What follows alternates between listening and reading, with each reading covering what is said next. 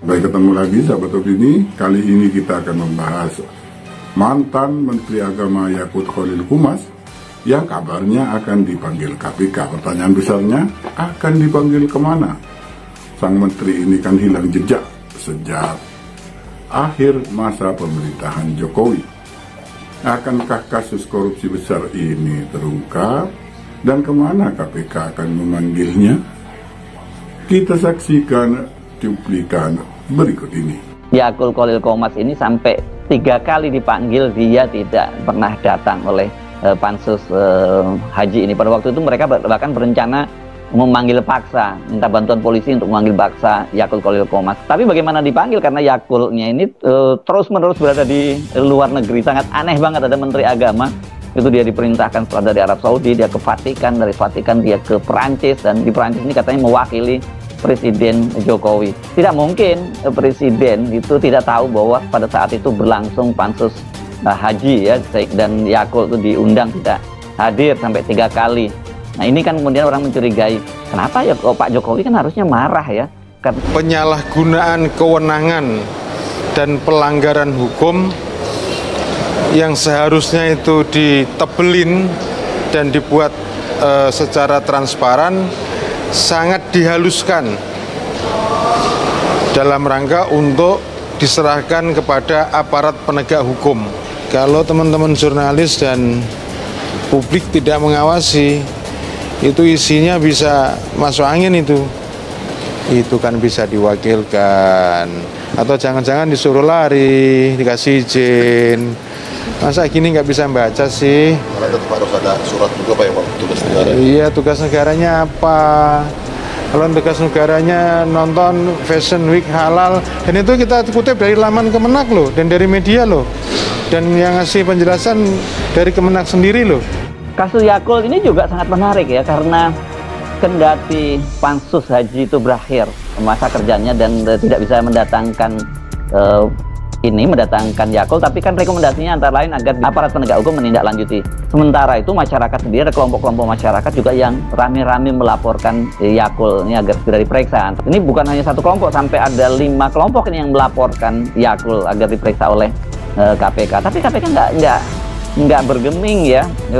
Jadi kasus ini mandek seperti itu sampai kemudian pada bulan Mei kemarin ada yang menggugat KPK karena kasus itu seperti dipeti-eskan. Nah tiba-tiba sekarang ini PLT Deputi Penindakan dan Pencegahan itu menyatakan bahwa mereka tengah mengusut kasus itu, tapi ini belum menjadi penyelidikan ya, masih diusut. Diusut pun sudah sangat bagus ya, karena ketimbang dipeti-eskan. Jadi kasus ini apakah ditindaklanjuti atau tidak, itu nanti kita bisa menjadikan itu sebagai indikator apakah KPK ini masih di bawah kendali Joko Widodo, sehingga kemudian orang-orangnya aman ya, nggak dilanjutkan penyidikannya oleh KPK, atau kemudian ini KPK ternyata kali ini berbeda karena mereka sudah tidak lagi di bawah kendali Jokowi tidak lagi jadi presiden. Karena bagaimanapun juga banyak curigaan terhadap KPK ini. Sampai dengan saat ini, sebagaimana yang telah kami sampaikan saat doorstop kemarin, posisinya apabila itu dilaporkan, kalau nggak salah ada 4 ya, ini informasi dari rekan-rekan, tentunya tambah 1 lagi, 5. Ya, berarti posisinya adalah sedang ditelaah. Kami belum mendapatkan, sama-sama menunggu saja. KPK menunggu hasil audit pelaksanaan hajinya itu nggak sih Mas? Ya, kalau memang untuk sebuah perkara itu bisa ditindaklanjuti, bisa dari berbagai sumber. Yang pertama dari laporan masyarakat, tentunya disertai dengan kelengkapan dokumen atau administrasi. Yang kedua ada penyampaian hasil audit dari baik BPK maupun BPKP.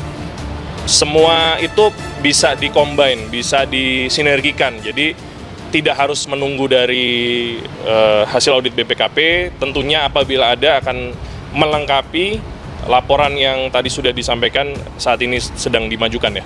Ketika ditanya oleh wartawan, ini Wakil Ketua KPK Fitra Royanto menyatakan itu masih belum sampai ke penyidikan kok katanya gitu. Jadi dia ingin menafikan bahwa itu nggak belum terlampau mungkin kesannya belum terlalu serius gitu kasus ini gitu ya. Hal yang sama juga disampaikan oleh juru bicara Budi Prasetyo. Nah, Yakult ini kan selama ini juga dikenal sangat dekat dengan Jokowi. Bahkan dalam kasus kuota haji ini banyak yang mencurigai Jokowi itu sengaja menyelamatkan Yakult dengan cara memerintahkan Yakult untuk tetap berada di luar negeri. Kemarin kenapa kami harus melakukan pansus dan angket? Dikarenakan komunikasi kita jelek dengan mitra. Tidak ada yang namanya komunikasi yang baik.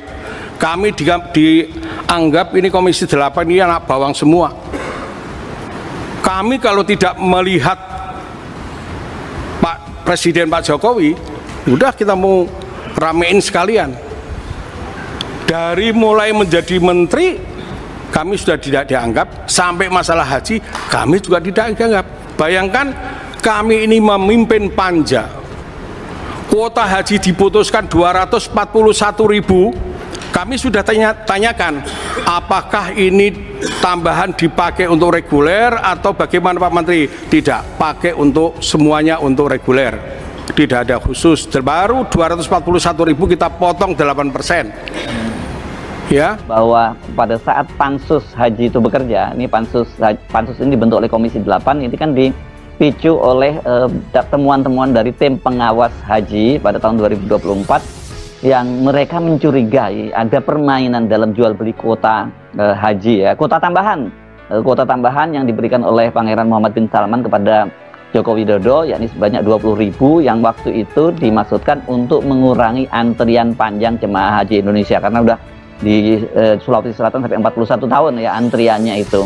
Pada waktu itu kesepakatannya dengan Komisi 8 DPR dan pemerintah itu disepakati bahwa dari 20.000 kuota tambahan haji itu hanya 8% maksud saya yang diberikan kepada kuota jemaah ONH Plus. Jadi artinya hanya tambahan 1.600 orang. Tapi ternyata dalam pelaksanaannya kemudian total yang diberikan kuota tambahan itu 10.000 kepada ONH Plus.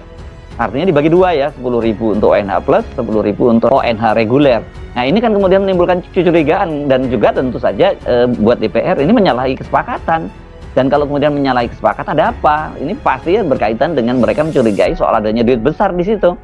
Kalau kasus ini nanti misalnya kasus Yakult ini ternyata ya cuman omon-omon saja tidak ditindaklanjuti, kemudian dalam kasus hibah di Provinsi Jawa Timur itu ternyata hanya berhenti pada Kusnadi, kader PDIP yang mungkin karena dia sendiri sudah siap dijadikan tersangka, ya ini akan semakin menegaskan kecurigaan publik bahwa KPK itu masih menjadi kepanjangan tangan Jokowi.